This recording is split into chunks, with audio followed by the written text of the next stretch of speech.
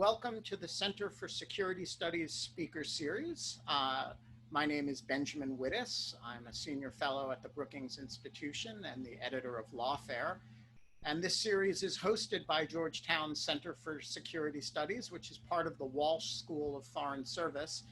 CSS is home to the Security Studies program, the nation's leading professional Master of Arts program devoted to security studies. And we're excited to be kicking off CSS's fall speaker series on politics, security, and the many ways in which those two topics intersect. So we are here to talk about compromised, counterintelligence, and the aid and the threat of Donald J. Trump by one Peter Strzok. I would normally say that Pete does not actually need an introduction, except that would actually be false.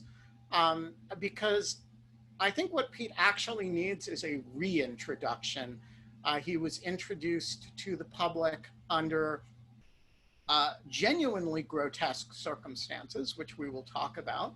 And he has been over and over and over again reintroduced by the president and his allies, both political and in media, under in a long-term effort to make you think you know who Pete Strzok is. And unless you are one of a very small number of people who actually has reason to know who Pete Strzok is, you probably have the impression that you have some idea. And what I'm here to tell you is that you're wrong. That is not to say you will like who Pete Strzok actually is, or you will decide that he is channeling the word of God directly from heavens into your soul. But I promise you that if you spend an hour and a half with Pete, as we are about to do, you will be surprised by who he is. Pete is, among other things, a counterintelligence official at the FBI for many years, and is, I don't think it is too strong to say, the stuff of some legend at the FBI. There are many cases that you have heard of that are famed FBI counterintelligence cases. The most famous of which, of course, is the so-called illegals case, which was made into the famed show The Americans, which are Pete Strzok cases in whole or in part. Other ones that some of you may have heard of, Mr. Jerry Lee, who was arrested and prosecuted not too long ago. Another famed Pete Strzok case. The circumstances of Pete's introduction to the public are very distortive of an actual career that ranged from everything from chasing Russian agents through the streets of Boston to distributing aid in Puerto Rico after Hurricane Maria. So we're going to talk about a lot of that stuff, but Pete, it's good to see you in public actually talking, and welcome. Ben, thank you. It's good to be here, and thank you for that effusive introduction. I want to thank Georgetown very much. This is my first big sit-down roundtable, and it's a great occasion for me to come back to the Hilltop. I was a 91 grad from SFS and then later a master's degree, so it's great to come back, but this time in the context of speaking. So thank you very much. So I want to start and then depart from the area which is unfortunately too associated with your name, which is the subject of text messages. And I want to clear the deck of this subject and then not come back to it the rest of the conversation, because it is a thing that a huge number of people know about you, and it is a subject that is well discussed elsewhere or badly discussed ad nauseum elsewhere, and I don't want to spend too much time on it. I do want to ask you to address. There are 185 people watching this live. There will be a lot more later. A certain percentage of them will say, why should I listen to anything Pete Strzok has to say about anything? He sent a lot of text messages. And some of them included, one of them included the words insurance policy, and one of them promised that we will stop it, meaning the election of Donald Trump, and he's biased as the inspector general couldn't promise me he wasn't. And so why should I listen to anything he says? And so my question is, what do you have to say to the person who says that? Well, I think a couple of things. I mean, I understand that question. And the first thing I want to make clear is, like, I deeply regret sending the text messages. I think it's quite clear that I had no idea whatsoever that they would have been turned into the weapon that they were. And it's absolutely clear if I had to do it again, that's nothing that I would have done, because I regret the way they've been used to harm, first and foremost, my family, but also the FBI and the good work that the FBI and others did. And so I have a lot of regret for that. And I understand why that was done. But at the same time, I would point out too that, like every FBI agent and analyst and employee, we all have personal opinions. And the culture of the FBI is that is left at the door. The culture of all public servants are that personal political opinions simply don't play a role in the job that we do.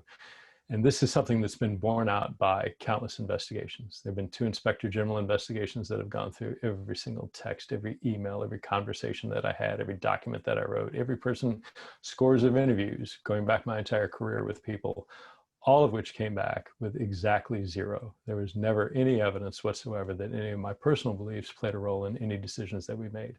That's not surprising. I mean, I know that of myself, and I also know that of the FBI. So to the extent that people are concerned, I understand that, but I'd ask you to take a look at the record, not only the record assessing me and my actions and the lack of any improper sort of influence, and then also keep in mind, if you're still skeptical, when you look at 2016 in particular, take a look at the record of what happened. We knew things at the time, and I'm sure we'll talk about this in a little bit, but the things we knew about Trump at the time we were investigating members of his campaign, had those become public, they would have been horribly damaging to him. And they never did. Not for me, not for anybody else.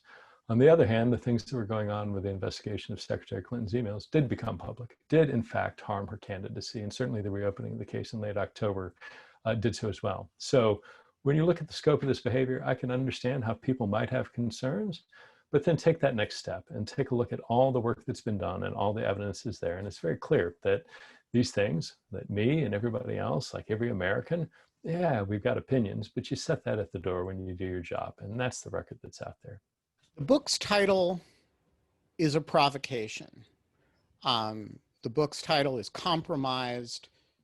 When you open the book, it becomes clear that you are actually arguing that the president is compromised, in the sense that people mean the word when they're talking about the Russians having something over the president. So my question is, in what sense are you arguing that the president of the United States is in fact compromised by the Russians? When I say that, what I mean is that there is, within the president's reasoning and his motivations, things that are hidden that the government of Russia holds over him that causes him, whether directly or indirectly, to do things that are in his interests and Russia's interests and not in America's national security interests. Now, let me unpack that a little bit. I recruited people for 20 years for the FBI. There are a variety of ways that looks. On the one hand, it's what people think of when they think of a spy. It's Robert Hansen, it's Aldrich James, it's any number of people that we've recruited in Moscow or Beijing. Those are people who know that they're working with a foreign power. They understand the tasking that they get. They're responding to that tasking. They're talking covertly. They're doing any number of things that you think of when you think of a spy. On the far end of the opposite end of the spectrum, there are people who are doing things or maybe helping out in little ways that they don't even know that they're dealing with, say, an FBI agent or somebody who is working for the SVR, for the MSS. So within that range, when you think of somebody who is engaged in an intelligence relationship with a foreign power, it can look a lot of different ways. I think Trump falls in the middle. And the reason I say that is because of primarily financial reasons and in financial entanglements, but it's not limited to that. But when you look at the kind of interactions going back decades between Trump and his business interests and Russia, particularly things in Russia that aren't particularly savory, whether that's organized crime money, whether that's things in dealings that link into the government of Russia. There are hidden relationships there that just by nature of the fact that they are concealed, if they were to come out, they would hurt Trump. He knows that. The Russians know that. And to maintain that lie is the thing that gives Russia the leverage over Trump that they are exerting. And they're doing that in a way that is causing him to place his own interests over that of the United States. Okay, so that is an interesting theoretical argument. Put flesh on it. What are some examples of things that reflect Russian leverage over Trump? And how confident can we be of the point that you're making? So there's several things that I can talk about. You have to look in the broad scope of things. A lot of this is, of course, classified, and it's appropriately classified. And there are many reasons, from endangering sources to things that are potentially still under investigation or ongoing topic of an investigation, or that have been disproven. For all those reasons that it would be inappropriate to talk about that. But the fact of the matter is, even setting aside all that material, if you go to the Mueller report and to the recent Senate Intel report, almost 1,000 pages long, bipartisan in nature, time and time again, there are now things that are known to the public which point exactly to this. For example, on the campaign trail in 2016, President Trump at some campaign stop said that, and assured the American public, that he had absolutely no business dealings with Russia, that his finances were clear, that there were no interactions there that would be of any cause for concern, and that simply they didn't exist. At the moment he's saying that, Michael Cohen and others are actively pursuing a deal for a Trump Tower in Moscow. So when Trump says that, Americans presumably take him at his word. Trump knows that he's lying when he says that. Vladimir Putin knows full well that it's not true, that in fact he is pursuing a deal in Moscow. We had some wind of it at the FBI, but the point is, as soon as Trump says that, he's placing his credibility on the line with the American people. Putin and Russia know that they can immediately shoot that down, that if they come out and say, no, you're pursuing, your men have had all these meetings and contact about this deal in Moscow, that's an utter lie. If they were to do that, that would cause them immense damage. And so to maintain that lie, they suddenly, instantaneously have leverage, which they can exert over him to do or not do, to speak or not speak in any number of ways that are favorable to Russia and not advantageous to the United States. So let me tick through a few other examples of similar leverage. One is that it is now a matter of public record that the president sat in the Oval Office with the foreign minister of Russia and the ambassador of Russia and boasted that he had fired that nut job, Jim Comey, and relieved a lot of pressure on himself vis-a-vis Russia as a result. That story held for, I don't know, 72 hours or something. So it was a short-term bit of leverage, but that would be another example of what you're talking about, yeah? Absolutely. And I mean, look, you can go through, and I need to be careful because I don't want to, when I say things that are in the public domain, what I'm not doing is either confirming or denying that the stuff I'm talking about is in fact the subject of what's going on or what I was aware of going on when I was in the FBI. But when you look at things like everything from his relationship with Turkey, particularly vis-a-vis the Kurds in Syria, you know, he is, as Turkey, buys Russian surface-to-air missiles, as the U.S. withdraws out of Syria, leaving an opening for others to come in and become players, whether that's Turkey, whether that's Russia. When you look at all the various activities of the licensing that's going on between activities in Azerbaijan or around the world, the question you need to ask is, when a president refuses not only to divest himself of his interests in these foreign financial matters, but also refuses to be transparent about them. We all think about that from a government ethics perspective. You know, you need to divest yourself so that you're not doing anything as a government official that's going to line your pocket. But from a counterintelligence perspective, there's an entirely different host of concerns there. It isn't, you know, are you going to be making money because the Secret Service has to pay an inordinate amount for rooms at any Trump property? The question is, do these financial realities that exist hide things that are known and are being participated in by any number of foreign governments that an intelligence service can use to leverage them. And again, it's one thing if you're a Washington Post reporter trying to dig into those hotel receipts, you can do a lot. But imagine if you're the Russians. Imagine if you can tap phone calls. Imagine if you can intercept emails. Imagine if you can covertly infiltrate somewhere and place a microphone where you can collect conversations that are going on in the background. Imagine if you can recruit people. Imagine if you can place assets into the orbit of Trump to get to this information that he is so desperately trying to hide. Obviously, they can do that. Obviously, they're very good at it. And so all that information that you're trying to hide in the hands of a foreign power is an extraordinarily powerful tool to use. All right, I'm going to ask you a question that is conceitedly unfair, and I'm going to ask you to project onto a lot of other people. But if we had here 20 senior FBI counterintelligence officials, how many of them would disagree with the formulation you just gave?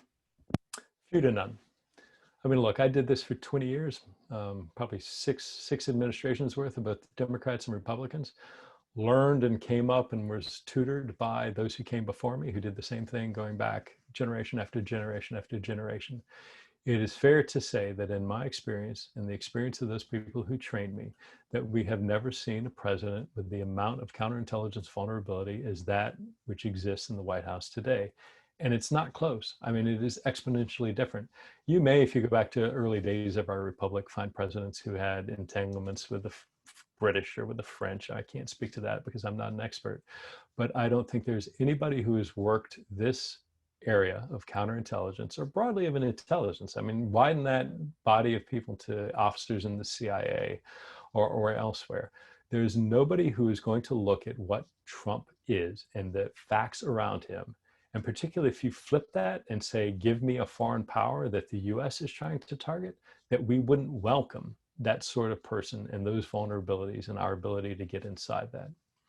What about the current leadership of the FBI? So if I took Chris Wray and put him on this screen and took Dave Bowditch, the deputy director, and put him on this screen and could magically compel them to answer truthfully and in a fully open fashion and not dodge the question and say, is there any serious question in your mind that what Pete Strzok is saying, I know you fired the guy, I know you don't like him and wish he'd shut up and go away.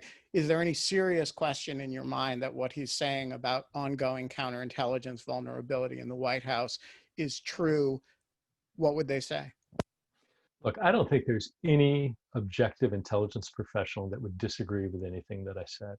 I think for the Bureau's leadership, they're like every other leadership within the US government. There is intense, unrelenting pressure from Trump and his White House to bend the norms of objectivity and independence that have always been a hallmark of the American government.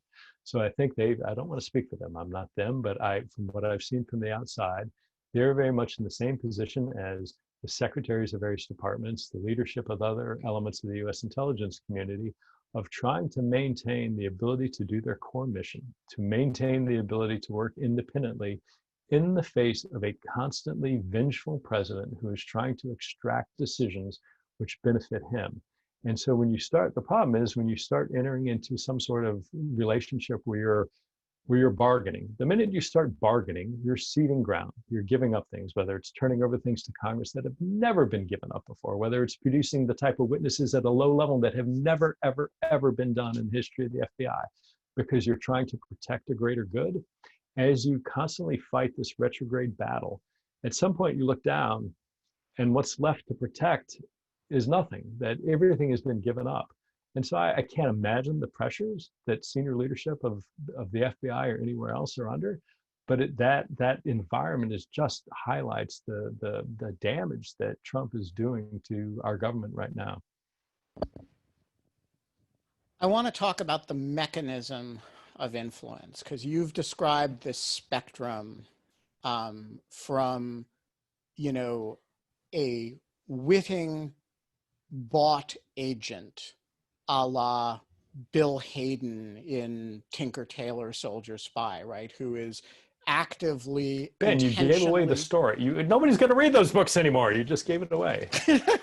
Yeah, right. Spoiler alert, Bill Hayden's too late now. But you know, so you got your Bill Haydens or Robert Hanson's on the one hand. You've got your totally useful idiot who is not actively working for anybody, but is just doing things that are convenient for a foreign intelligence service, maybe because of actual sincere commitment. On the other hand, there's no leverage, but there's just a series of coextensive interests that dovetail, and therefore the person is useful. You've situated Trump somewhere in the middle where there is leverage, that is a source of possible coercion or of ongoing coercion, but you don't think there's a handler who's giving him instructions. So I'm interested in your sense of the mechanism by which the compromised figure acts in support of the adversary's interests rather than his own nation's interest in the absence of some guiding handler. No, that's an excellent question, and it's one that I don't have a satisfactory answer for. I mean, look, there are some things where it's clear that he knows if he does certain actions that that's going to provoke Putin or make him angry, and that his sense will be not to do that. And that, in my mind, explains some of these questions about, why hasn't he said anything about the bounties on the heads of American soldiers in Afghanistan? Why hasn't he spoken out about the attempted assassination of Navalny, a domestic political opponent of Putin? Why is he still refusing to say anything about Russia ramming one of our military vehicles in Syria and injuring any number of servicemen? That desire simply not to anger Putin explains some of it. But what I have a much more difficult time explaining is some of these odd one-off things that are very esoteric in nature. Early on, shortly about a year after Montenegro had joined NATO, he made a comment in the context of saying, I don't know why we should necessarily come to their defense under the mutual defense provisions of the NATO alliance, because they're a very aggressive people, and I don't want to start World War III. Well, and I've made this point elsewhere. There's no doubt, I think, in anybody's mind listening to this, that if you gave him a map and a crayon to Donald Trump, he couldn't find Montenegro on a map. So that, and it is very small. To be fair, that's true, and in the middle, so it's hard to kind of understand where to start. But so for things like that, there are curious areas where it doesn't seem clear that the nuanced decisions which geopolitically benefit Russia and not the United States, which are, frankly, outside the level of understanding that we've all come to know and expect from our president, there is a question there about where that's coming from. I don't think, when he talks to Putin, does Putin give him broad strokes of what he wants or doesn't want? I'm sure they talk about that's what leaders discuss when they have conversations with each other, the areas that they're each trying to advance for their own countries. But that kind of, when I see minutia that aren't consistent with my belief of what his understanding of international affairs are, it makes me wonder, and I don't have a good explanation for that. And that's one of those things that, clearly is what you investigate in a counterintelligence investigation, what you seek to understand how and if there is a channel by which these sort of ideas are being put forward and then taken up by, in this case, the president. Okay, so the skeptical listener to this would say Pete Strzok is creating a conspiracy theory where and of course that is the job of the counterintelligence agent, to imagine the worst and then assess it. But there is a simpler Occam's razor explanation, which is, or a potentially simpler, which is Donald Trump is Putin loving.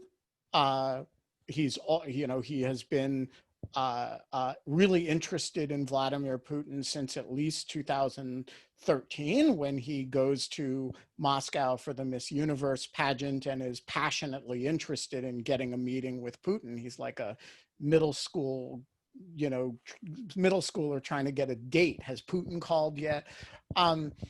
So he has a Putin thing. He also never backs down off of anything. And so why does he refuse to criticize Russia is the same as the answer to that is the same as why does he refuse to, denounce the David Duke, because people want him to, right? So he's he's obstinate, in a kind of narcissistic way, and he fears looking weak, and he hates our allies. And so I can explain a lot of the things that you're attributing to Compromat based on something, I'm not sure it's more innocent, but it's more characterological and less circumstantial. And so my question is, why is that not an adequate explanation? Why should we jump to compromised by the Russians rather than satisfy ourselves with, because he's an obstinate asshole? Because the totality of the evidence points to a different, more concerning conclusion. Look, so the walk FBI's us through job, that. Walk us through this. Sure, yeah, absolutely. Walk us through how you understand the totality. Right. So the first thing I'd say is the FBI's job is to investigate. We are not starting out by passing judgment. The beginning of things, Jim Baker, the former general counsel of the FBI, said an investigation is a question. You don't go in there knowing what happened or why. There's something concerning that rises to a sufficient legal predication to open a case, because it is concerning, because it meets the threshold of potential harm or damage or, to the national security of the United States. So every time we go in, we're looking at the entire range of options. It could be something absolutely inconsequential or legitimate to something that is horrible and nefarious. But one thing the FBI isn't, it's not the Federal Bureau of, it's nothing, don't worry about it. Our job is to investigate. And so what we were doing at the time, when we were looking and seeing these increasing repeated events that we couldn't explain, but not only that, on the intelligence side, seeing information that indicated time and time and time again, this repeated clandestine contact between elements of his campaign and the government of Russia, that the government of Russia was clearly involved and that it was hidden. So we knew from the first day, and it was always in our minds, and I hope still in the minds of people in the FBI today, Trump is the elected president and has the responsibility for carrying out US foreign policy. He made no secret on the campaign trail that he wanted to change the relationship between the United States and Russia. He campaigned on it. That's obviously his mandate as the president of the United States. Just like Nixon went and opened up China, if he wants to come in and take a new tack with regard to the US's relationship with Russia, if he doesn't want to anger them because he thinks that will be a better route to reestablishing a better relationship, that's entirely legitimate. That isn't ever something that the FBI was investigating, seeking to investigate, or seeking to influence. Our focus was always on what are the Russians doing, and specifically, what are the Russian intelligence services doing? What are they trying to achieve? And why on earth is it, when we're looking at them in the context of Russia's intelligence services and national interests, do we time and time again see all these members of the Trump campaign and later people who moved over into the administration engaging in these hidden relationships that are not part of any normal governmental, diplomatic, or executive type action? And that's the cause of concern. And that was the avenue by which the FBI approached it. And again, because we investigate something in the counterintelligence context, the vast majority of things we investigate, we close after disproving that there's a problem.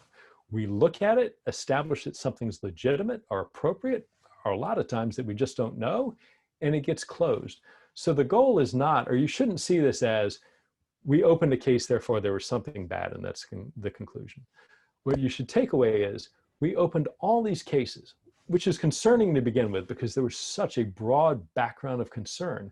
But as we went through and advanced them, we kept seeing more and more. And that's why you end up with a campaign finance chairman in jail, a deputy or a campaign manager, a deputy campaign manager in jail, a former national security advisor pleading guilty to lying about his relationship with the Russians, a foreign policy advisor pleading guilty to lying to the FBI about his relationship with the Russians, a attorney general who is investigated for lying to the Senate in his confirmation hearings about his relationship with the Russians. These aren't empty concerns. These are things that are going on where people are deliberately obfuscating and hiding their relationship with Russia.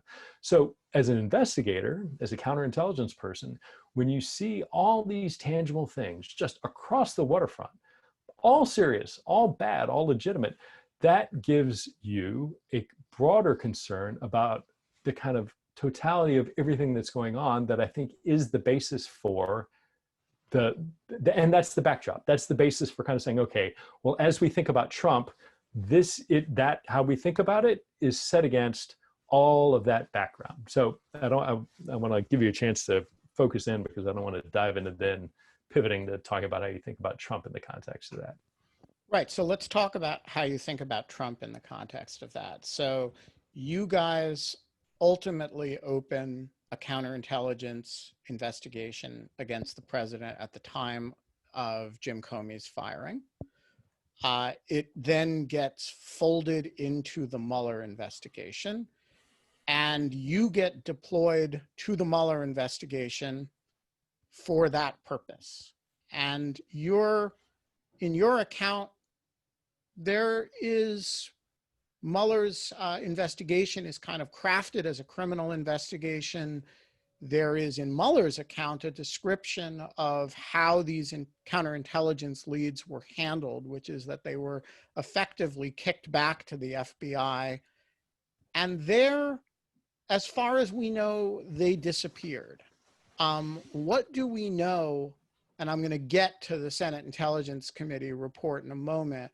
But what do we know about what happened to these counterintelligence matters as opposed to the criminal matters once Mueller's shop was established and once the FBI, this investigation was open against the president?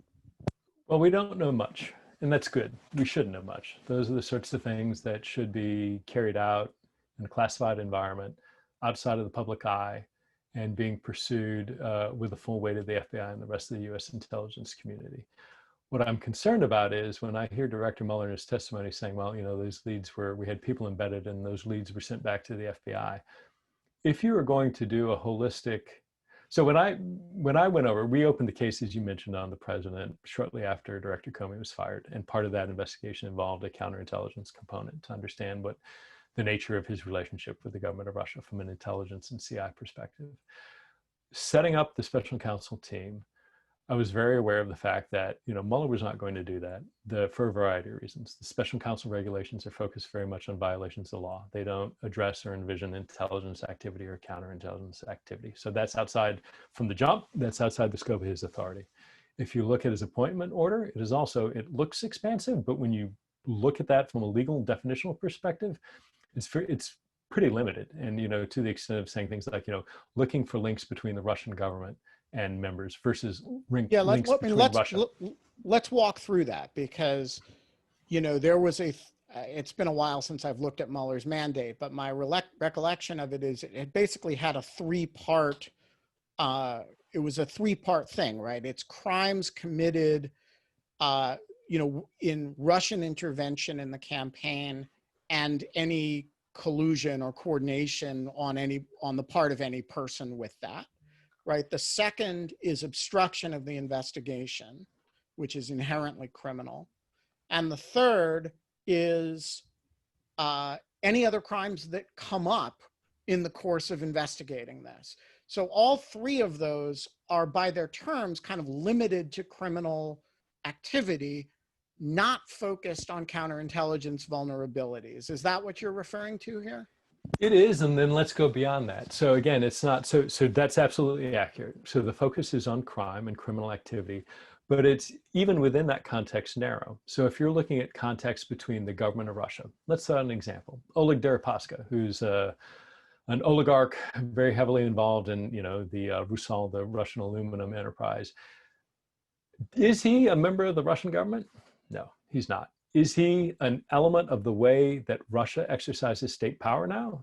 Yes, he is, clearly. I mean, so the sort of devolution of what the Russian government is in today's day and age is not simply that org chart where the Kremlin sits at the top and you have all the various ministries and components of the government. exercising state power. You have oligarchs doing that. You have organized crime figures on the periphery doing that. You have members of the intelligence community that are floating in and out of the orbits between these various centers of power. So if you say Russian government, well, then you're not talking about Oleg Deripaska. You're not really talking about people who work with or around him, guys like Konstantin Klemnik or Viktor Boryarkin, or all these people who have nebulous connections to what we think of as Russian state power. And so it's even more limited than that. And certainly as you start thinking about it, not from a criminal context, but a counterintelligence one, that's absolutely outside the scope of that appointment order. So yes, that's the short answer is that was, very much in all those ways that the appointment order of Mueller would limit that effort. And then kind of the final of those three factors that I'd point out to about why he wouldn't be expected or didn't think he would do that CI work is just he is a prosecutor by training. He's an attorney. He was the director of the FBI. Look, he gets national security. I gotta say, work. He understands counterintelligence? I find that explanation, I mean, I know Bob Mueller was a legendary prosecutor and all that, and he's a homicide prosecutor in the local district after the Bush administration. He's the head of the criminal division. He also ran the FBI for 12 years, including the counterintelligence division. And if anybody could have been special counsel, with the possible exception of Jim Comey or Louis Freeh, could have been expected, or Bill Webster could have been expected to understand the counterintelligence equities of this situation, surely it was Robert Swan Mueller. Oh, I agree. I completely agree with you. I think he understood that. I think his sense was that his mandate, both because of the regulations which bound him as special counsel, as well as by his appointment order, meant that he could not do that and was not going to do that. And so there was an understanding that, talking, and we had discussions about this. I talked about it with him. I talked about it with the senior members of his team, that there is this need to do the counterintelligence work. And certainly the response was, and the agreement was, yeah, that's entirely within the FBI's bailiwick. That's entirely within the mission set. So the FBI people that are here kind of seconded to the special counsel's office. We're going to work with the attorneys and prosecutors to build these criminal cases. But at the same time, particularly with the analytic core, we're going to look at these counterintelligence issues that are coming up and figure out what they look like. Now, the problem with that is the way the team was structured. We had groups of prosecutors and agents and analysts and forensic accountants and all these number of people broken down by target. So you had a group, Andrew Weissman was the lead attorney with a bunch of agents, which I'm not going to name, focused on Paul Manafort and Rick Gates and all the people that came out from that. We had another prosecutor, Jeannie Rhee, again, with some other attorneys and agents who were looking at Michael Cohen and a lot of the Russia-related stuff. We had Brandon Van Grack, who was investigating Mike Flynn. But all the point is the structure of the team were agent, attorney, analyst teams focused on people and the violations of their law. So the superstructure was that. If you're going to build kind of a comprehensive intelligence picture to understand the totality of what's going on and what Russia is doing, that's not the best structure to do that. And so what I was struggling with up until the time I left the team, was sent back to the FBI, was how you effectively do that in the context of the way, first, that Mueller's office is structured, but two, how you make a cycle out of that. Because it's not, when I hear, oh, we sent the leads to somebody, I'm glad that happened, but that's not an entirely satisfying answer, because in my mind, what should happen is that team then should be coming back and saying, hey, thanks for this lead, but by the way, we think, I'm making this up, John Smith, who was connected to the campaign, we really think we are seeing evidence of a concerted effort by the SVR to target him based on what you gave us. Can you ask people that you're interviewing in the context of these, proffer agreements to ask about X, Y, and Z, or completely different than that, trying to understand it, going out to, say, a foreign liaison intelligence service and saying, what do you know about John Smith? And not just letting that sit in the FBI, but then bringing that back into the special counsel's work, because that's where all these cases were. There isn't some parallel investigation that I know of, there wasn't as at the time that I left, going on at the FBI. And when I hear, former Deputy Director Andy McCabe saying, oh, my expectation was Mueller was going to do all that. Well, it was my expectation too. Not so much Mueller, but that the FBI people on the team were going to do it. So my huge worry when I hear Andy say that is that after I left, this question never gets sufficiently addressed and solved. And as a result, there's kind of, it dies on the vine. And am I certain of that? Absolutely not.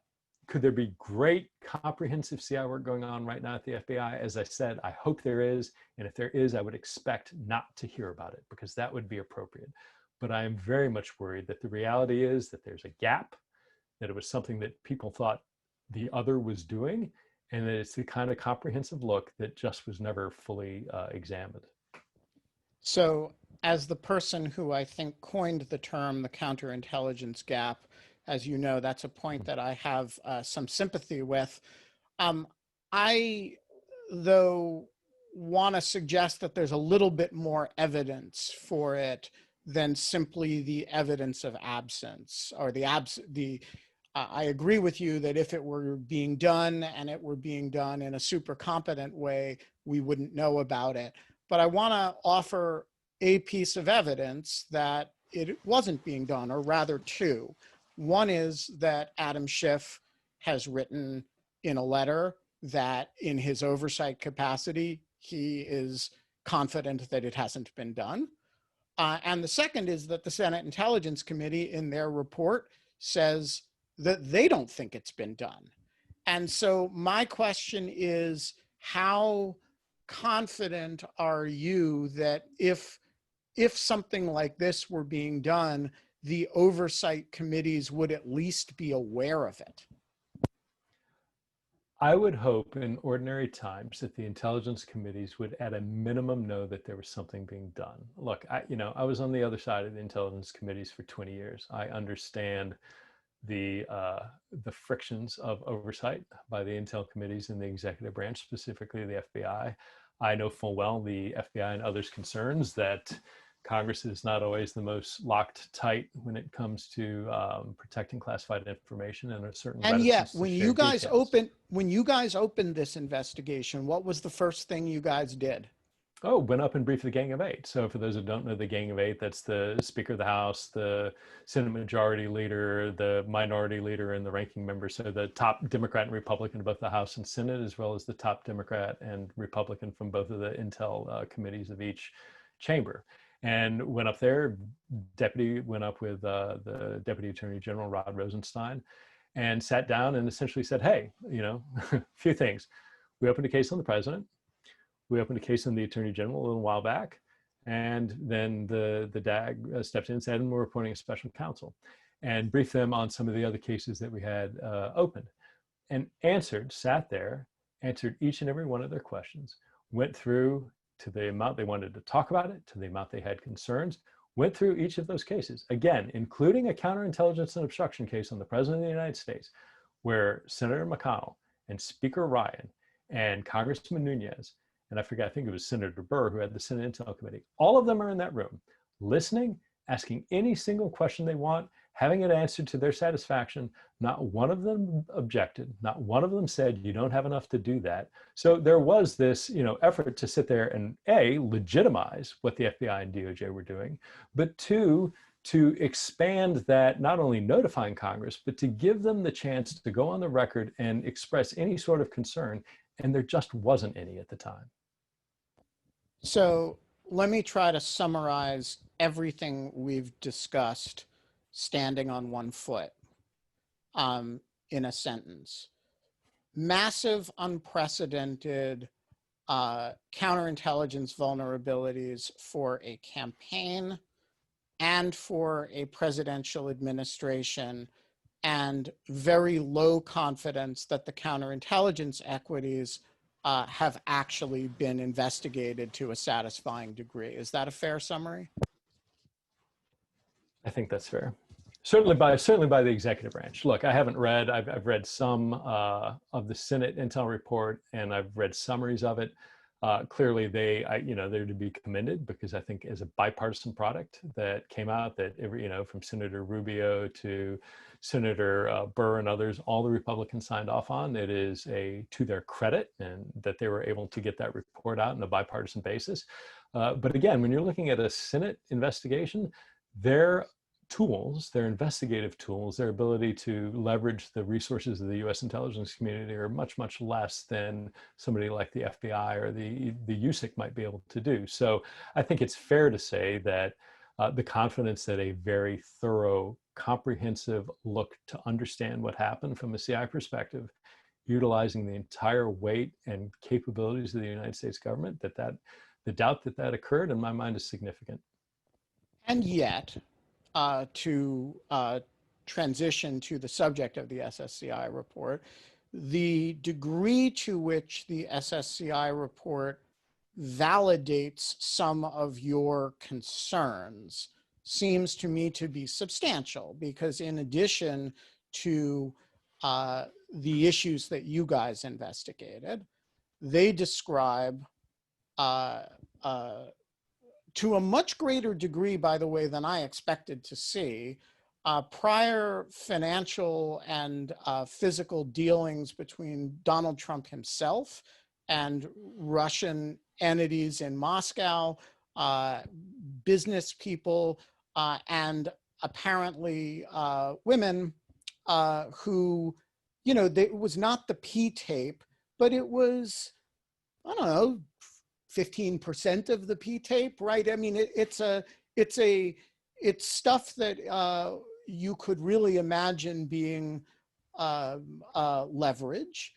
In addition, it describes with a confidence that Mueller did not describe the relationship between Paul Manafort and Konstantin Kilimnik as an ongoing business relationship between the campaign manager and a Russian intelligence officer.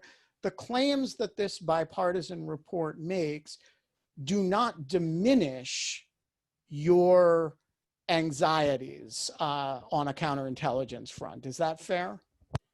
The opposite. I mean, I think they heighten them. Again, keep in mind from the start, for all the naysayers out there, this is a report who all the Republican senators of the intelligence community signed and put their name to, adopting those conclusions, let's say this, adopting those facts. There were different opinions of what it meant at the end. I think Marco Rubio said it clearly displayed there was no collusion, or something that, looking outside and say there are, zebras falling from the clouds or something, but it is nothing but concerning. It makes me worried. If you want to understand, if you're looking at Trump's financial exposure, and they clearly did a very detailed look at that, but that doesn't even scratch the surface of what might exist. I mean, I was thinking, when you take a look at, there's the Office of Government Ethics form that you have to fill out on your financial interests in one of Trump's entry into office. Lists over, I think it's over 550 or so limited liability corporations, things where he had either a controlling interest or some sort of direction or control over. If you're trying to understand whether somebody has financial exposure, whether they are laundering money, whether they're doing anything with their hidden financial entanglements, the prospect of understanding what the Trump financial empire looks like from a counterintelligence perspective and one of vulnerabilities is a staggeringly complicated endeavor. And I don't know that anybody, I mean, could the FBI or anybody do it? Yes, it would be a massive undertaking though. And there's no way that would be quiet. And that's part of what also gives me concern about whether or not it's been done. Does the FBI have tools in its investigative arsenal where we can obtain data quietly, records quietly under seal? Of course we do. Is there any way on earth that anybody could have done that in a manner that would not have leaked out and that would not have immediately led to Trump and others around him screaming and litigating to prevent that from happening? I mean, look what's going on now with everything from his tax records to the Mazars accounting records. I mean, across the board, he is fighting tooth and nail to prevent that from being produced. I have no doubt that would have occurred in the same way with any sort of executive branch investigation. The absence of any outcry, the absence of any sort of media reporting, to me, indicates that probably wasn't done. All right. I want to go to audience questions momentarily, but before I do, I want to just tick off a few of the specific cases that resulted from this. One of the constant criticisms of the Russia investigation, including by some people who are in the audience, is that the individual cases were just not as interesting or impressive as you guys think. And so one person who clearly believes that is Bill Barr, who moved to dismiss the Flynn case. George Papadopoulos has been on a kind of victory tour, having obtained his felony conviction. You know, there's a sort of sense in a lot of conservative media that what you guys actually racked up was a bunch of process crimes, i.e. obstructions of the investigation, B, unrelated felony activity. Like, I don't think anybody doubts the seriousness of the Paul Manafort allegations, but they're not about intervention in the election, right? And then indictments of Russian actors for their activity, but that it actually doesn't amount to a whole lot, you know, it doesn't amount to a mosaic that tells the story that, or depicts the picture that you're describing here. And so in the more extreme dismissals of this, you know, you have people who call it, including the president, the Russia collusion hoax. But in the less extreme formulations, you have people who just say, okay, so they indicted a bunch of people and a bunch of people pled to, you know, lying. It's not a pretty picture, but it doesn't amount to what Pete Strzok says it amounts to, or what, you know, Jim Comey thinks it amounts to, or for that matter, Ben Wittes thinks it amounts to. My question is, why are they wrong? Why shouldn't we understand this as, you know, some grifters did some grifting. Let's leave aside whether General Flynn was railroaded or whether he was a grifter who was grifting. You know, you guys got some scalps, but it doesn't amount to the big deal that you would write a book called Compromised about. In other words, the whole matter is a bit less than the sum of its parts. Your thoughts? I think that's upside down. I think you have to look at this and all those individual actions specifically in the context of what happened, starting with Russia. And this is something that Director Mueller was very precise about, even though the Attorney General tried to hide the message. The fact of the matter is, Russia intervened in our election in 2016 with the specific intent to hurt Clinton and help Trump, 1. 2, the Trump campaign knew they were trying to do that and welcomed the assistance.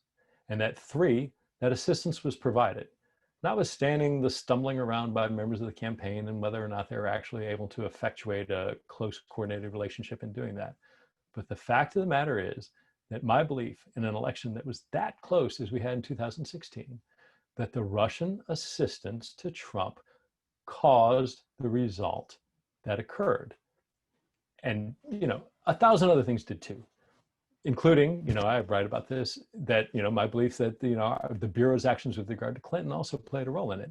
But when you've got an election that swings on 80,000 votes between Wisconsin, Michigan, and Pennsylvania in the sum total, there's no doubt in my mind that the Russian efforts and aid played a deciding factor in what happened. And so from that as your perspective, which has to be the perspective of an attack that is unprecedented in our history. It's not just interference, it's active involvement. That then when you step back and you look at all these players who are interacting and saying, again, all of them hiding and having clandestine relationships with Russia, that takes on a much more significant counterintelligence or concern in view of the context in which that was happening. So yeah, was George Papadopoulos just stumbling around, running his mouth to, you know, a Greek government employee who he also told about the offer of assistance and others and didn't really know what the hell and couldn't remember what he did or didn't tell to people? Absolutely, that's possible. But the fact of the matter is that he heard about the Russians having material that would be damaging to Clinton and Obama, and that the Russians had offered to assist the campaign in coordinating that release before anybody knew that the Russians had hacked into and stolen the emails that were there. So either he's clairvoyant or there actually was contact there and knowledge there. So if you go through person and you go from him to the actions of Manafort and, you know, Mike Flynn and Roger Stone, I mean, we just go down the list.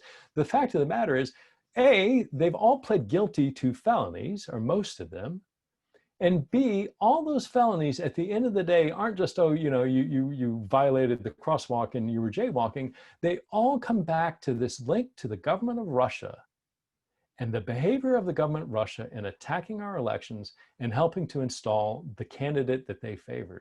And so there's no way that I think anybody can look at this admittedly very complex tableau of information there and not conclude that this was one of the most stunning intelligence operations from the Russian perspective in the history of our bilateral relationship. It just is immense, and it's concerning, and it's still concerning. All right, we've got a lot of questions in the queue. I'm going to try to, over the next 30 minutes, get through as many of them as I can. And toward that end, Pete, I'm going to ask you to keep answers relatively brief. From Eric Woods, who is a recent Georgetown CSS alum, what words of wisdom do you have for those looking to do public service in such polarizing and partisan times? Do it. Dive in. We need good people now more than ever. I don't regret for a minute the time I spent in the Army and the time I spent in the FBI. It was the most rewarding work I could ever imagine. And I know my classmates who went into the military, who went into the Department of State, who went into the intelligence community, almost to a person would say the same thing. There is no higher calling, in my opinion, and now more than ever, there's work to be done. And what we face in bringing back and repairing some of the damage that's been done over the past 4 years, we absolutely need good people, so apply. Whatever your area of interest, I love the FBI. I'd recommend the FBI to anyone, but there are any number of opportunities, and dive in, and we need you. All right, I have not asked you about the president's attacks on you, but in the context of that answer, it seems like a pertinent question. The president has tweeted about you hundreds of times. You describe in the book personal security issues that are serious enough that when the FBI arrested Cesar Sayak, who was the guy who sent pipe bombs to a bunch of people, you got a personal warning that you were on his radar screen and you needed to check your packages very carefully.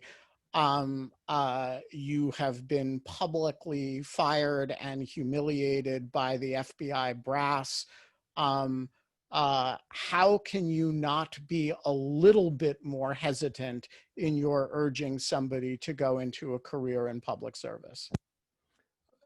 Look, it has the opposite impact. I don't know if that says what that says about me, but I think the goal is when you see something under attack that you love, when you see something under attack that is so critical to what makes our democracy what it is, you know, a professional government, a government that is free of nepotism or as free as it can be, the role that we as a people rely on our government to do, from protecting us to providing for us.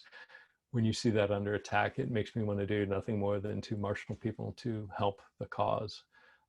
So look, I mean, all those things are horrible. They're inexplicably horrible. I can't talk to you about just everything from the fear to the anger that this lie is essentially being placed on you and your image, and the constant onslaught. It's terrible. And it, you know, certainly at people at my level, when you look across the board at, you know, others, whether it's, you know, Colonel Alex Vindman or Ambassador Yovanovitch, or all these people in the government who have suddenly found themselves at the, you know, on the crosshairs of the president on their back, treating those folks in ways that no administration has done in the past. It's awful, and there's no easy way to try and explain how awful it is. But still, despite that, what that makes me want to do is stand up more and encourage others to stand up more and to get involved. So, you know, that's the reason why I'm telling everyone who can go to the government to go to public service. John Gentry asks, no mention has been made of the Steele dossier. There are accusations that there is evidence that Russian intelligence fed the anti-Trump Steele dossier. What is your response? Yeah, so I mean, more broadly, how does the Steele material fit into this story, and to what extent are you now concerned, and were you then concerned, that Russian disinformation was feeding that information? Yeah, look, so I mean, the Steele information is a great example of what the FBI gets on a daily basis from sources. You know, whether that's intelligence information on the national security side, or whether it's something that, you know, a snitch talking about some gang might provide about what's going on. Every time we get information in the FBI, particularly on the intel side, we know that there could be a bunch of things going on and a bunch of motivations there. We fully understand it could be disinformation. It could be flat out made up false material. It could be something that somebody's trying to give to us because they have an ulterior motive that it might partially be true, but they're also trying to get us to do things and shape or sculpt what we do or don't do because of that information. So all those concerns automatically attach to any intelligence that comes in. Steele material was no different. And when we received that material, it was self-apparent that it was coming from a variety of sources. We quickly were able to determine that Steele was using a primary subsource, who in turn had a lot of sources, not exclusively to the subsource, but a lot of subsources behind it. And so we put a lot of effort into explaining and thinking and looking into all those questions I just noted. Again, that's not unusual, but one of the issues, and I'll try and keep this short, is when that became public, it seized the public imagination. And it became this kind of thing where people they were very quickly polarized, and they either saw that as an absolutely truthful tale that represented a horrible, horrible, you know, just recruitment and worse of the president, or they were convinced it was all complete nonsense, that there was no truth to it whatsoever. And so proving or disproving Steele almost became the test of whether or not there was any counterintelligence concern about Trump. And so as it became apparent, certainly with the Steele material, you know, I still to this day believe, what we initially found while I was working with it through early 17, and it was an analytic effort mostly, there was a little bit that we could confirm. There was a little bit that we could disprove, but there was a whole host of material, the bulk of the material, that we simply didn't know whether it was accurate or not. And so as these reports came in that were casting doubt on it, some people tried to flip that and say, well, see, look, this is all nonsense, and therefore none of it is credible. And because one source somewhere from a foreign government says they heard this might be disinformation, well, okay, that makes a lot of sense. I would expect to see that. No, they didn't say it was, and they didn't say that we proved that it was in subsequent investigation. But when you have a tremendous number of partisan political actors who have very little training in intelligence or how the counterintelligence community works and vets information, with a bunch of horrible motives to skew and undermine the truth, the Steele material really served, as it began getting public, to really detract from what we were doing. And keep in mind, Steele had nothing to do with Mike Flynn. It had nothing to do with George Papadopoulos. It talked about Manafort a lot in the context of being a conduit between the campaign and Russia, but what it didn't do, we didn't use that in the prosecution of Manafort. The financial crimes and things like that we were looking at Manafort, that wasn't part of the Steele material. So when you look at what the Mueller effort did, what the special counsel's office did, the Steele material was almost de minimis, but it took this outsized role in the public dialogue because the public knew about it. The reality of what we were looking at, I don't want to call it a sideshow, but it was this very little small chunk of the entirety of the effort that we were looking at. But to the public, it was everything. And so if it was true, well then, God, it's horrible. And if it isn't true or we can't prove it, well then clearly that demonstrates that there's no problem here. And that was the wrong way to set the dialogue, and it was problematic that way. And of course, it also got conflated intentionally with the advent of the investigation, with which it in fact had nothing to do. Jerry Dunleavy of the Washington Examiner writes, can Mr. Strzok clear up what seems to be a contradiction in his timeline of how the Crossfire Hurricane investigation began? He writes that the Australians were prompted to contact the US about a May 2016 conversation with George Papadopoulos following Trump's Russia if you're listening comments in July of 2016. But Mueller and Horowitz say, Inspector General Horowitz, say the US was contacted by the friendly foreign government on July 26, 2016, and Trump's comments were not until the next day, July 27th, 2016. Any help for Mr. Dunleavy? Yeah, absolutely. So I got that wrong. So I was writing my book without the benefit of the notes. The FBI had those, and the IG report had not been issued. What happened was there was a big dump through WikiLeaks, and it's absolutely as the IG report describes it. They saw that prompted their memory of the conversation, and then they began the process of contacting us overseas and getting that information to us. My recollection is, and the reason I mentioned that conversation about Trump's speech in the Russia, are you listening? When we finally in the Counterintelligence Division got that lead from the friendly foreign government, it was at the same time that Trump was making those comments, which were really concerning because they dovetailed exactly with Trump asking for Russia's assistance, Trump asking for the Russians to hack in and find those emails or find her emails, whatever their techniques. And that came in at the same time. So there was a little error. I know some people are scrubbing timelines for little details and scoping headlines around them, but that was an honest mistake based on a lack of a specific recollection that then after I'd submitted my book to pre-pub review, all this information came out afterwards. So hopefully that clears it up. Adam Pettis writes, my question is as follows: considering the events of the past several years and how they pertain to institutional independence and existing whistleblower protections, what additional legal protections and restrictions, if any, would you consider necessary to mitigate the potential chilling effect of inappropriate executive branch influence over future investigations? It's a really tough question. I mean, obviously an issue that is going to be before us that we absolutely have to address because things, as noted, these normative behaviors that have guided presidential authority have been broken down in a way that we haven't seen in recent history. I think that certainly we need to look at ways to insulate and isolate the professional bureaucracy, and I say that with a capital B in a good way, from political patronage. We have any number of things like the Hatch Act, which have been just robustly ignored, if not outright flaunted, violations of them by this administration. So there are things that are in place that could be strengthened to make sure that we are maintaining an independent professional civil service. And I think that's probably the first place that I'd start.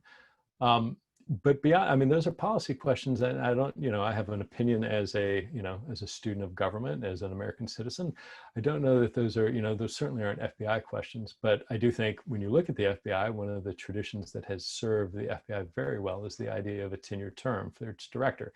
And the director is the only political appointee in the FBI. And that provides and preserves a certain amount of independence that is very, very important for what the FBI does. Of course, like everything else, Trump trampled that. He fired Director Comey for baldly what he admitted, partisan motives. He did it to get the weight of the Russian investigation off his back. But I would start looking at the existing laws that exist to protect this objective professionalism and to prevent and roll back any sort of encroachment on, a return to a patronage system within our federal government. Amanda Rifkin writes, can Mr. Strzok talk at all about the Russians recalling Mikhail Kalugin from the Russian embassy in Washington in the summer of 2016, which is in the Steele dossier, but follow-up press reports confirm it? And if there is any relation to Oleg Kalugin? Yeah, I can't comment on that at all. I mean, clearly there was a lot of reporting that this falls squarely in that area that, I'm either going to regurgitate what was in the media, and if I do anything else, I'm going to fall into a path where I'm either confirming or denying stuff that is not appropriate for me to do. So sorry about that. Alina Grecu writes, if the FBI and the US couldn't stop Russia from doing this or seemingly prevent in the future, why would any other smaller country not just give in to Putin? In other words, isn't this a massive victory in Cold War 2.0? And from this point of view, shouldn't the FBI/US, when the political winds change, investigate and prosecute? Thank you for your service. Those are two very big questions rolled into one.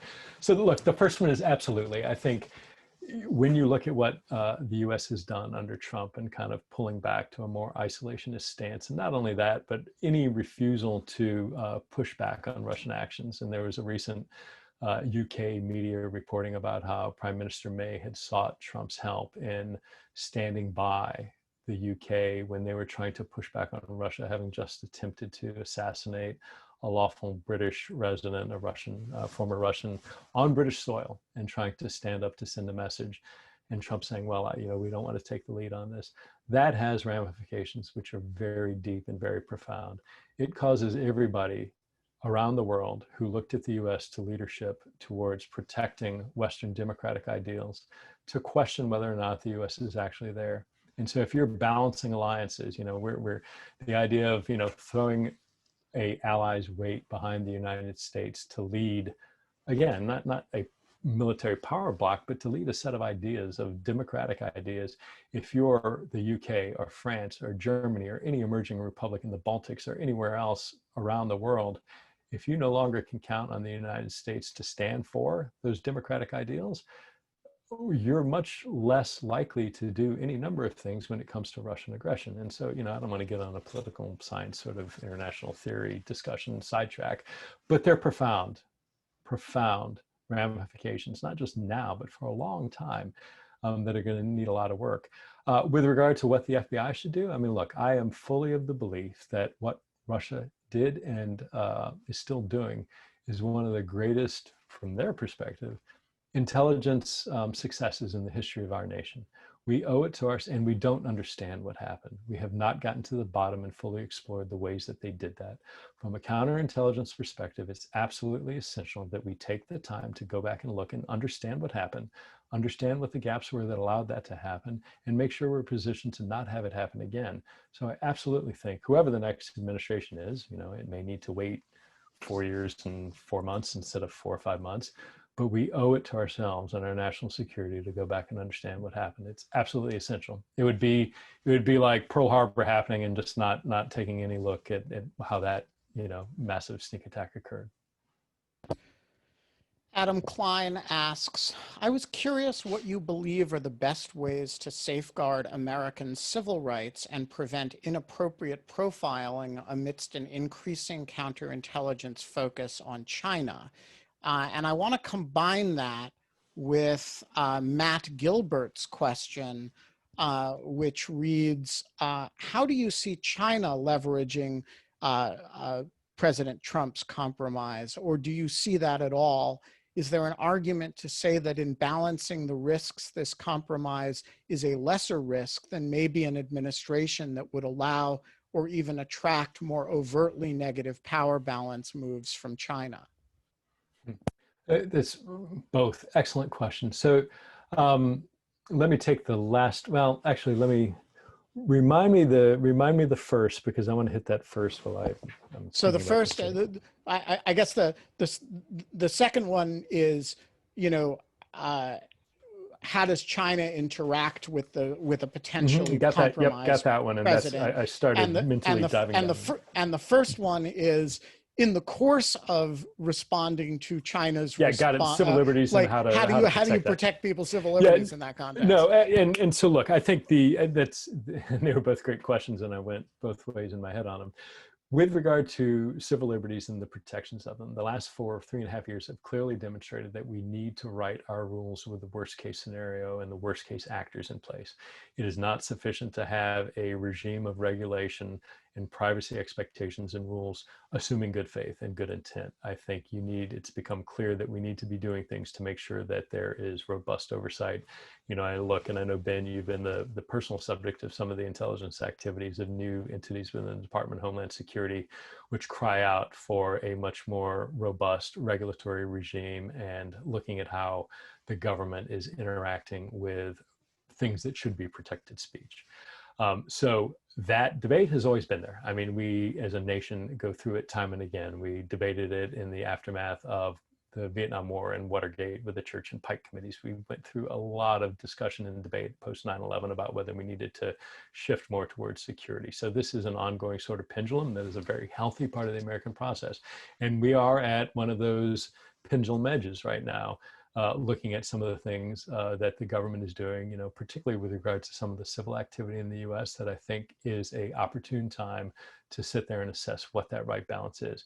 We need to do it thoughtfully. We need people to be able to sit down with different perspectives across the table from each other and have a very reasoned debate about it.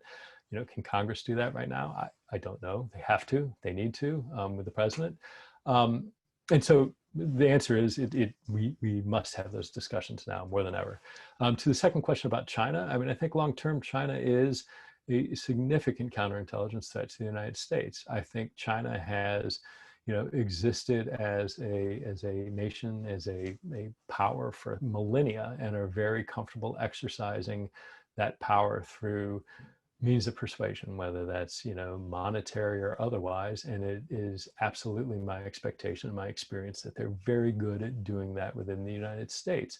So I don't think, you know, when I look early on, there was a lot of, keep this in the open sort of unclassified arena, there was a lot of media reporting that was talking about some activity by elements of selling Trump real estate, and people claiming to be connected to real estate dealings through whether it was investment opportunities that would gain the ability to immigrate or otherwise have favorable status to come into the United States. There are opportunities in that environment for intelligence services to take advantage of. So I would absolutely expect that the Chinese are aware of those. They're very talented at doing it. And I know they were very active and remain active in as a counterintelligence threat within the United States. Absolutely, that plays into the first question that the FBI never wants, nobody ever wants to be targeting someone simply because they're a Chinese student or researcher or whoever the case may be, any more than we do based on any other protected class. I'm sure, I'm very comfortable when we do that. Are there occasions where that mistakes happen? Yes, but in my experience, when I saw us investigating an academic link to China or somebody who was, you know, not a full-blown intelligence officer stationed at the embassy, it was based on legitimate, reasonable reasons for doing that investigation, not just targeting because they're other. Victoria Murphy writes, if these counterintelligence investigations have not been done, do you think it is because they fell through the cracks or because some authority, Barr, Wray, perhaps Trump himself, disallowed it? Both. I mean, again, this is speculation, so you have to take everything here with a little bit of my not knowing and guessing what it was. And I'm also going to limit myself because it's not really fair to speculate. I think the expectation when we set it up from the leadership of the Bureau, which at the time was Acting Director McCabe and his leadership with the National Security Division, was that I and the FBI people on Mueller's team would do it. When I was removed, there was a lot going on. I mean, the IG investigation was in full out investigative mode. Trump was on the warpath. You know, ultimately, Acting Director McCabe was fired when Director Wray came in. Director Wray didn't have a background on what was going on. A lot of people who were in the Bureau's executive management assumed that, you know, everything was being handled by the Special Counsel's office. So there was this under belief that, you know, the other was doing it, and, you know, which kind of progressed with time. I think it is absolutely the case now. I mean, who on earth is going to, when I hear the Attorney General saying that this was spying on a presidential campaign and based on a very slender read and absolutely unjustified, that's nonsense. I would ask any objective American, whoever you are, whatever your political persuasion, take out the name Trump and take out the name Russia and put in some random candidate and random hostile foreign power and ask yourself if there's any circumstance where you would not want the FBI investigating that. And I don't care who you are, whatever end of the spectrum, the answer is absolutely you want the FBI to look into that. I can't help but think that absolutely the statements coming out of the Attorney General in particular do have a chilling effect and impact on this. It's certainly not the willingness of FBI employees who are brave and smart and independent and want to do the right thing every single day. But when you have that leadership climate in place, there's no way, even if you want to do something, that it's not going to have an impact on your work. Sarah Cope asks, as a current SFS senior focusing on behavioral science and its influence on conflict, how can we protect our democracy at this juncture? as Trump spearheads a radicalization process through his attacks on speech and democracy, it feels like fighting a hydra. For every head cut off, more seem to grow. Look, I think keep faith. I mean, I grew up overseas mostly. I lived through three coups of authoritarians on three different continents. And the one thing that I always looked to and saw in America and still see in America is an underlying basis of a belief in what we stand for. And I don't care, again, I could sit down with the most partisan member who probably hates my guts in Congress, and we could find a way to list 100 things that we love about the country. And that is consistent whether you're talking to somebody on a big city in the East Coast to a little tiny town in the middle of the Rust Belt. That common ground is what we have to look at. And that common ground is what constantly gives me hope that we are going to find a way to re-identify and come together over those things that we share, because those ultimately are the core things of what makes America America. And that is how we're going to find a way to move past this era of division and the other and find a way to start rebuilding some of the damage that's been done. A professional question from Sandra Essex. In thinking about Georgetown and a master's degree preparing for a career in the FBI or CIA, how would you describe the advantages in preparation for those careers? So great question. I think it depends on what you want to do, because those are very different career paths. They have a lot of similarities. From the perspective of, the guy who was the deputy in the Human Resources Division, I think there are a lot of, in the national security environment at the FBI, I think there are very tangible things, whether that is an area studies focus, whether that is, doing a history type of focus, which gives you a deep understanding of certain cultures, whether that's China, whether it's Russia. If you're looking at those areas of emerging threats, or emerging threat is a bad word to use in the context of an educational environment, but if you look at those, the players in the international environment that are going to pose a competitive relationship to the United States, having an understanding of those countries' history and their cultures will serve you well anywhere in the government. Certainly foreign language ability is extraordinarily important. Certainly cyber skills, knowing how to code, being conversant with IT systems, understanding what the entire cyber threat environment is, are high demand areas. So those are the sorts of things that I would encourage you to pursue. And, pick something you love, because ultimately, your work, they call it work for a reason. So find something you like and then dive in and find something that's going to allow you to do that. I'm going to give the last question to Margaret Mainzer and then reserve the rest of the time, however little, to wrap up. Margaret asks, how have you managed to keep so elevated and professional while having the president dump on you so aggressively and constantly? What self-care did you benefit from? Sometimes I feel like what's the analogy of the duck, where he seems to be like, kind of placidly moving across the pond while underneath the feet are going nuts. It's been tough. I mean, I have had the extraordinary support of my family, and I don't deserve their support. They've been strong and just a source of tremendous strength that has been wonderful and remarkable. And our friends, and certainly just kind of the goodness of colleagues and people who we know who understand, A, that all this is nonsense, and B, that, know me and us for who we are, have been extraordinarily beneficial. But, all the things, and, some of this is getting older too, just, kind of exercising more and eating less and sleeping more and meditating and all the things that go into it. At the end of the day, it comes to, an understanding that, and what I would tell you is you can weather things you never thought you might be able to do. And the strength that you have inside is greater than you know. And so if I can show anything, it would be that, that there are plenty of people who, what I'm suffering is nothing compared to what many around America do on a day in, day out basis. So, hopefully, it serves as a source of strength and a positive message that way. The book is Compromised, Counterintelligence and the Threat of Donald J. Trump. The author is Pete Strzok, known on the cover as Peter. Pete, thanks so much for joining us today. And and it's good to have you in the public domain. Good to be here, Ben. Thank you.